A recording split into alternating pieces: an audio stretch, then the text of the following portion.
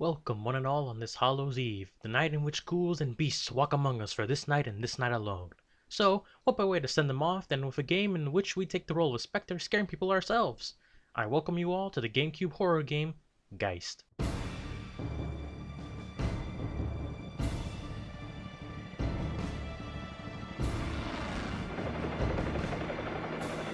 Geist, released on August 15, 2005, and developed by N-Space. In fact, it was originally meant to be part of the GameCube's original lineup, but was pushed back 2 years for extra tweaking. Funny, remember when games were actually delayed to make them playable? Yeah, me neither. But forget that, I'm sure many of you are asking, what is Geist? Is it related to MD Geist? No, surprisingly not. Geist is about you running around, spooking people, possessing them, and stopping hordes of demons from entering our world and turning the earth into a barren wasteland. So, going back a bit, our story follows one John Raimi, a counter-terrorist scientist whose team is tasked with investigating the Volk Corporation and its newest biological weapon. Obtaining the data they need, they rush back to the chopper, only to be attacked by one of Volk's monsters. Only 2 members survive, Raimi and his best friend Bryson. The duo make it to the helicopter and are prepared to take off when one of their comrades starts acting strange, resulting in him snapping, killing Bryson, another soldier, and almost killing Raimi. Raimi awakes later strapped to a device that rips the soul from his body. He's then stuck inside a Geist training machine, prepping him to eventually become a paranormal soldier. This fails when a small ghost girl named Gigi sabotages the machine, freeing Raimi and teaching him how to function as a ghost. Raimi then uses new capabilities to escape and hopefully find his body. Miraculously, Raimi discovers that Bryson is still alive, and is going to be subjected to the soul-ripping experiment. So Raimi rushes to destroy the device and save his friend. Unfortunately, once Raimi does so, the leader of Volk's military division, Rourke, decides to rip the portal they used to separate souls wide open, letting Diablo walk through into our world. Whoops. Alongside Diablo comes dozens of quadruped demons to swarm bits of the compound, killing soldiers and personnel, while Raimi works to save his best friend. Upon bringing Bryson back from near death, the duo work to gather information on Volk's paranormal project and request emergency evac. Upon fighting their way through the small army and ensuring their LZ is secure, the duo part ways since Raimi wants to find his body, only for it to show up with an RPG and shoot Bryson down. Hey, at least Raimi found his body. That counts for something, I guess. Raimi's body runs off with Raimi's ghost giving pursuit, and during the chase he meets Gigi again, who gives him a bit of backstory into Alexander Volks. Turns out Volks is Gigi's older brother, and one day when Gigi wanted to play with her brother, she climbed the tree in their aunt's room, but she slipped and cracked her head on the pavement, and thanks to being in the middle of God knows where, the only thing Volk could do was try to invoke the powers of Satan to resurrect her. Naturally it failed, with Gigi becoming a ghost and Alexander becoming partially possessed by Diablo. Good job, numbnuts. So, Gigi asks for Raimi to help stop her brother, and Raimi rushes off, eventually finding his body, only to catch by Volk's men, and subject to training for Volk's plan, which involves killing specific leaders at the Paris Peace Summit and controlling others, eventually causing a world war.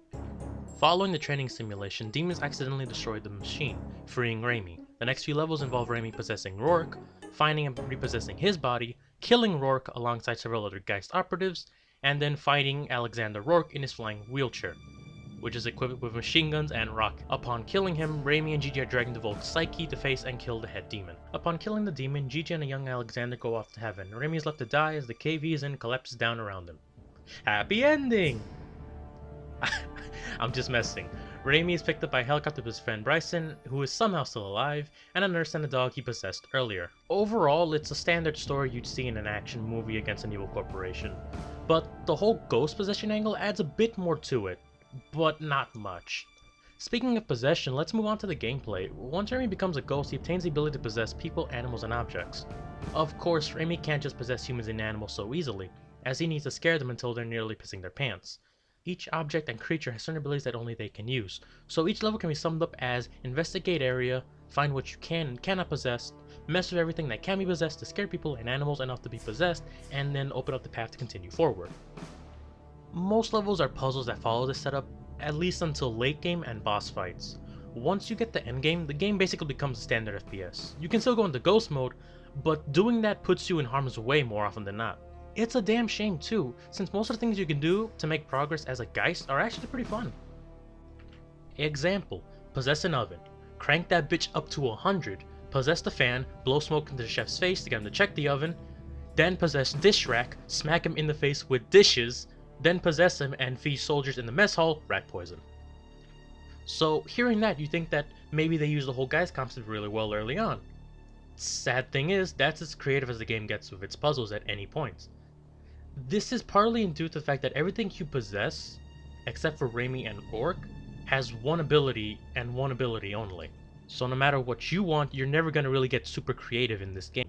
And like I said earlier, you'd think that possessing being the gimmick, it would have something to do in the boss fights, right? Well, no. Before every boss fight, you end up in control of a character with some sort of firearm. And the boss fights are as simple as dodge projectiles, attack its weak point. The only time you actually get to possess something and use it against the boss is against Alexander Volk himself when he shoots rockets at you. And even then, taking the time to do that puts you at a high risk of getting possessed by another Geist and getting it in the way of Volk's machine gun fire. It's funny in an ironic sort of way. A game based on ghosts, spectral entities known for their ability to mess with the world around us, is incredibly linear. Which is a shame because the concept of ghosts killing everything in a military base opens a lot of room for creative kills, or at least interesting ways of clearing a level. The game has an interesting premise, to be sure, but the execution leaves a lot to be desired. As a whole, Geist is a game that has an interesting concept, but a rather bland execution. The possession gimmick is interesting and quite fun, but the game is marred by the fact that it doesn't really have any idea on what it wants to do with it and devolves into a standard FPS by the endgame. Geist is a game I could only recommend as a curiosity. If you were really curious, watch a YouTube video since it's a one and done kind of game. Though I will say the game has a multiplayer mode, but since I live alone in the middle of buttfuck nowhere, I can't really say anything on that. Thank you all for watching, and I hope you all have a happy Halloween.